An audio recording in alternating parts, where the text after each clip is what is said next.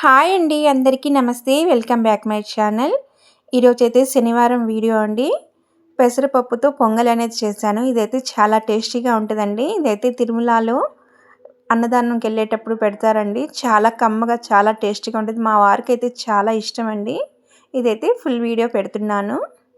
ముందుగా అయితే బెల్లము కావాల్సింది, జీడిపప్పు, పెసరపప్పుతో చేస్తున్నానండి. నేను కందిపప్పు తీసుకోలేదు. పాలు, నెయ్యి అనేది వేసుకుంటేనే పొంగల్లో టేస్ట్ అనేది చాలా బాగుంటుంది.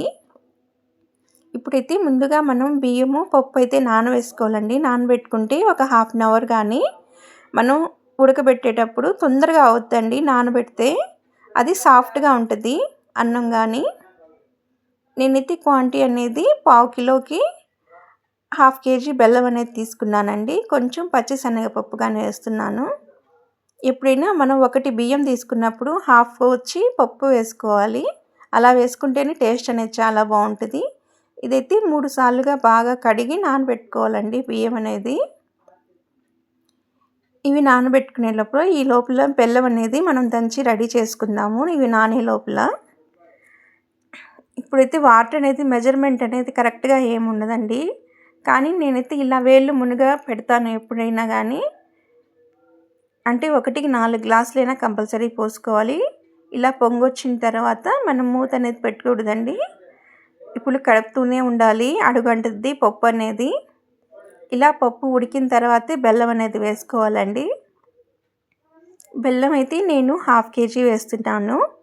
మా ఇంట్లో అయితే స్వీటు మామూలు నార్మల్గా తింటారండి, హెవీగా ఏం తినరు. కానీ సరిపోద్దండి పావు కిలోకి హాఫ్ కేజీ బెల్లం అనేది. ఇదైతే బెల్లం వేసిన తర్వాత మనం కలుపుతూనే ఉండాలి, ఎందుకంటే అడుగు అంటద్దండి పాకం వచ్చేటప్పుడైతే. చాలా కేర్ఫుల్గా కలపాలి. పాకం వచ్చేటప్పుడైతే పైన పడుతుంది. ఇలా పాకం వస్తూ ఉందండి. దగ్గరికి వచ్చేటప్పుడు బాగా కలుపుతూ ఉండాలి మనము. ఇప్పుడైతే పప్పు అంతా బాగా మిక్స్ అయిపోయి బెల్లం అయితే కరిగిపోయిన తర్వాత కాచి చల్లార్చిన పాలండి, పావు లీటర్ పోస్తున్నాను నేను.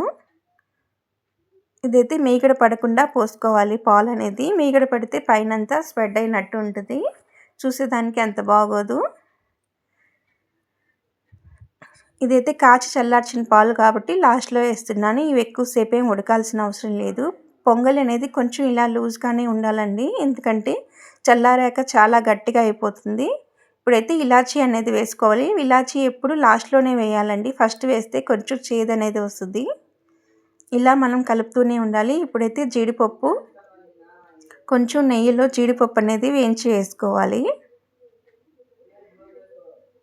జీడిపప్పు కానీ మనకి ఏది కావాలంటే ఆప్షన్ అండి, ఏదైనా వేసుకోవచ్చు మనం. ఏ పప్పులు కావాలన్నా పచ్చి కొబ్బరి వేసుకున్నా చాలా బాగుంటుంది. మా నాన్నకైతే పచ్చి కొబ్బరి వేస్తేనే ఇష్టం అండి. ఇదైతే బాగా అంత మాడకూడదండి, మంట అనేది సిమ్లో పెట్టి వేయించుకోవాలి. జీడిపప్పు కానీ మాడితే టేస్ట్ అనేది బాగుండదు. మేమైతే తిరుమలకి వెళ్ళినప్పుడైతే ప్రతిసారి అయితే ఈ పొంగల్ అనేది చాలా టేస్ట్గా ఉంటుందండి. అయితే నేను ఇంట్లో కానీ సేమ్ అదే టేస్ట్ వచ్చేలాగే చేస్తాను. ఇప్పుడైతే ఇది ఆల్మోస్ట్ అయిపోయిందండి. పొంగల్ అనేది దగ్గరికి వచ్చేసింది. మనం ఏ డ్రై ఫ్రూట్స్ కావాలన్నా ఎన్ని కావాలన్నా వేసుకోవచ్చు. ఇలా సర్రని సౌండ్ వస్తేనే పొంగల్ అనేది చాలా టేస్ట్గా ఉంటుంది. ఈ సౌండ్ అంటే నాకు చాలా ఇష్టం అండి. ఇప్పుడైతే ఆల్మోస్ట్ పొంగల్ అనేది రెడీ అయిపోయింది. చాలా ఈజీగా మనం ఇంట్లోనే ఇలా చేసుకోవచ్చండి పొంగల్ అనేది. మన వీడియో కానీ మీకు నచ్చితే లైక్ చేయండి, షేర్ చేయండి, ప్లీజ్ సబ్స్క్రైబర్ అనేది చేసుకోండి. Support me my videos. నా వీడియోలన్నీ చూసినందుకు మీకు ధన్యవాదాలు. బాయ్ అండి.